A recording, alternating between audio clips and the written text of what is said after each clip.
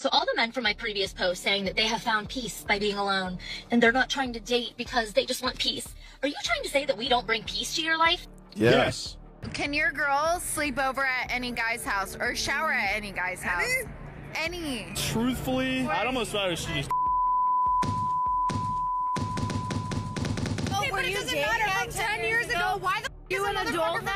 10 years ago, are you an adult? 3 out of the 4 girls I tried to go on dates with hit me with the same exact, and I bet you know what it is. 2 of these 3 girls I tried to take to coffee spots they hadn't been to before, and one of them I said froyo. All 3 of them hit me with something along the lines of, am I only worth froyo to you?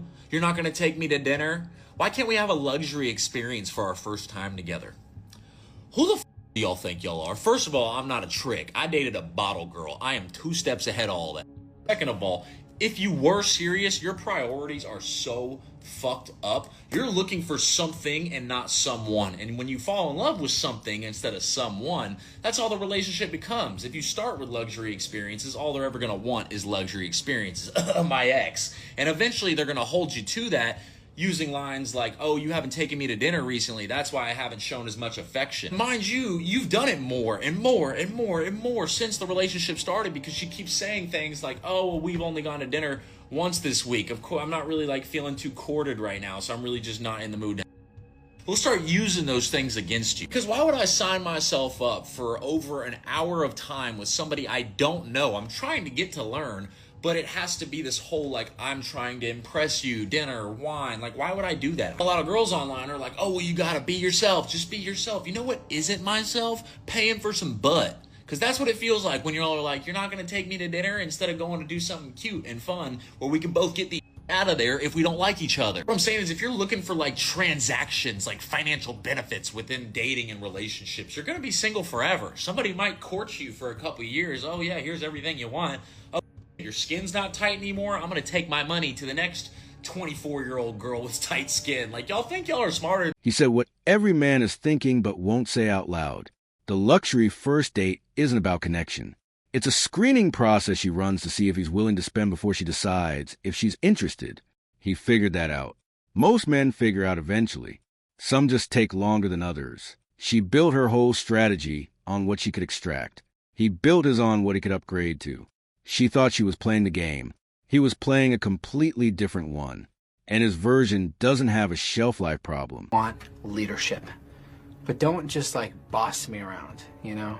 Like lead me. Lead me when I'm in the mood. Is he someone that's your type? No. Why? What makes him not your type? Height. Okay. So you want a taller, a little tall. Yes. This lady is 70. 70. She is 70 years old. Still talking about height. When does this stop? When? When does it stop? When? When does it stop? She wants a leader who only leads when she feels like being led. That is not leadership. That is a man waiting for permission to be the thing she says she wants. No real leader operates on a mood-based schedule. And any man who does, she will stop respecting immediately. 70 years old, still filtering by height. At some point, the checklist stops being standards and starts being the reason the list never gets shorter. She has been running the same screening process for 50 years and getting the same result. The definition of that is not standards. It's something else entirely. When does it stop? If I plan all the dates that me and my man go on, and I plan all the trips, and I plan our future, and I plan everything that we have going on, and all he has to do is hand me some money or hand his card to me, what has he done as a leader? Because in a relationship between a man and a woman, the man is the leader. He is the head.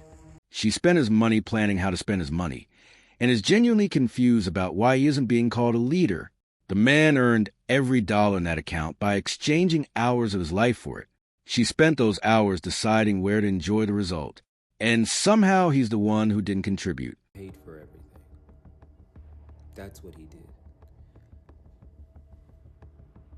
And I mean this so genuinely.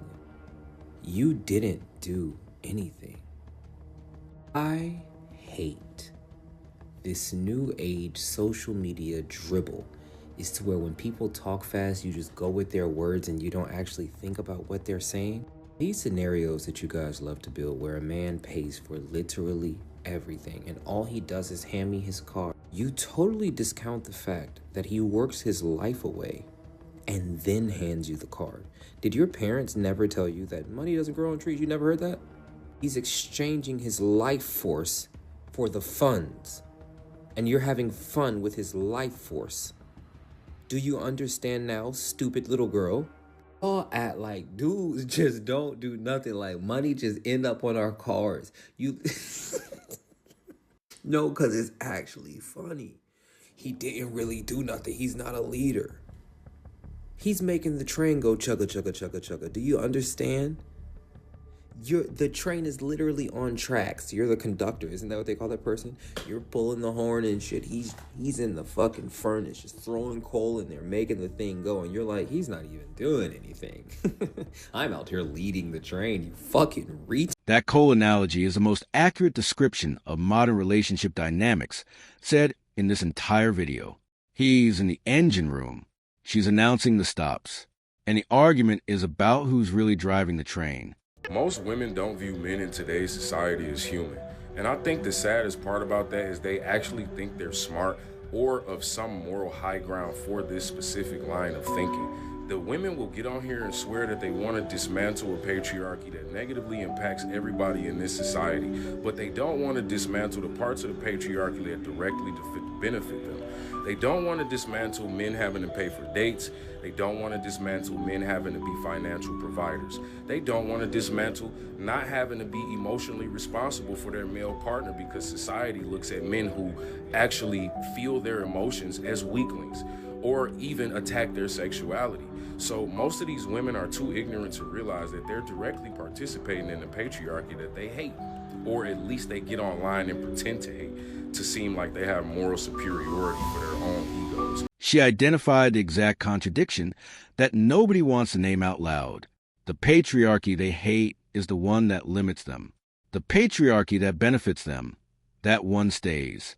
They want to dismantle the system selectively, keep the provisions, remove the obligations.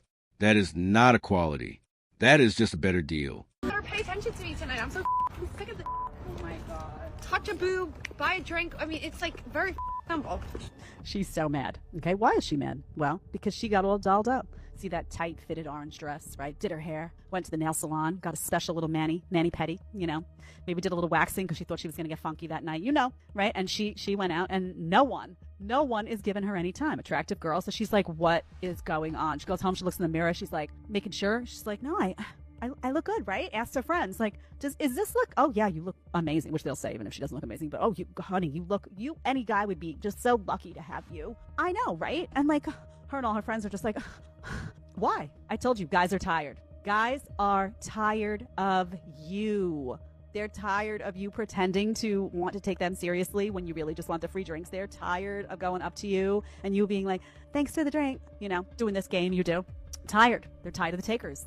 They're tired. They don't want to deal with any of that. They're tired of, oh, you know, you meet all of these qualifications, right? You know, you got all the qualifications, and she's talking to you and she's like, oh, but, you know, there's this one thing. He has a boat and it's red and I don't like the color red, right? Because they feel like they can be so picky that they've got everything met, but they can just nitpick about everything, right? They're tired of you. You want guys to come up to you, change your attitude, change your strategy, treat them differently, and that's going to happen over a long period of time, right? It took decades to get here. Guys finally saying, I am done with you. And social media played a big part because now they go on socials and they see women talking all their crap. So they're like, oh, I know what's going on now behind the scenes. When I walk away after buying you that drink, I know you're making a fool out of me. They're like, I'm done. You're going to make a fool out of me? Honey, now I'm going to make a fool out of you. I'm going to sit at that bar. I'm going to drink my scotch. I'm not buying you nothing. I'm not even looking your way. That's what's going on. Change your attitude. It's going to take a long time for guys to feel like you've changed genuinely, and then you'll see. But for now, especially in the cities, guys are just sitting back with their drink and they're just letting this drama unfold. It's hilarious. It's like, you know, they're frazzled cats. Frazzled cats. Ooh. She got dressed up, went out.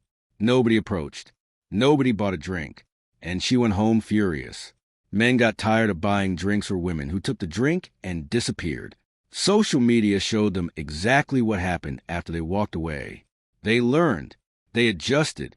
Now she's mad at the adjustment. The game worked for a long time because men couldn't compare notes. Social media changed that. Now a man in Chicago knows exactly what a man in London experienced. The pattern became visible. And once you can see the pattern clearly, you stop walking into it voluntarily. Why is it that when a man cheats on a woman, the response is always, there's no excuse for cheating? How could he have cheated on her? She is so beautiful. She is so gorgeous. Has he seen her? He fumbled the bag. She gonna end up with an NFL player soon that is a gorgeous woman. How could he possibly cheat on her? Men are terrible people. But when the woman cheats, always the response is, well, we don't really know the whole story. He probably was taking her for granted. She probably pleaded with him and tried to communicate, and he just would not listen to her. So at some point, she probably broke. We are always siding with the women when it comes to infidelity. At that point, everybody all of a sudden understands nuances and how complicated things can be. Until it was Desmond and Christy. Now all of a sudden, there's absolutely no excuse. Am I saying there is an excuse that anybody should be out breaking their vows and being unfaithful? Absolutely not. But I do believe that you all will be having a very different conversation if it was Christy who was unfaithful, because you guys understand and have far more grace when it's women who step out on their marriages than when it's the man. I do not know those two people. But I know that there's far more possibilities than the one that y'all came up with, which is just, he just didn't like the fact that she got bigger than him. Maybe he got tired of having to perform, maybe having to always look a certain way, or always be the one who is the butt of the jokes, or always be the one who it appears to be disrespected for the sake of content. Maybe. I can't say. Don't know. All I'm saying is I just think it's interesting that everybody is so quick to vilify that man for stepping out on that marriage after requesting a separation. But when it's a woman, you guys have every excuse and justification in the book as to why she may have decided to be unfaithful, why it may have taken her to that point. Maybe she broke, maybe she was just so unhappy that the only thing she could think to do was cheat. But why do we never apply that nuance when it's the man who is the one stepping out in that relationship? I see so many people say, well, he should have communicated. How do you know he didn't? How do you know there wasn't a conversation? Because in order for him to have requested a separation, something had to have taken place for him to ask that of her. Am I saying that then gives that man a right to step out of that marriage? No. All I'm saying is apply that same amount of grace and nuance to all the situations, and not just when the woman cheats.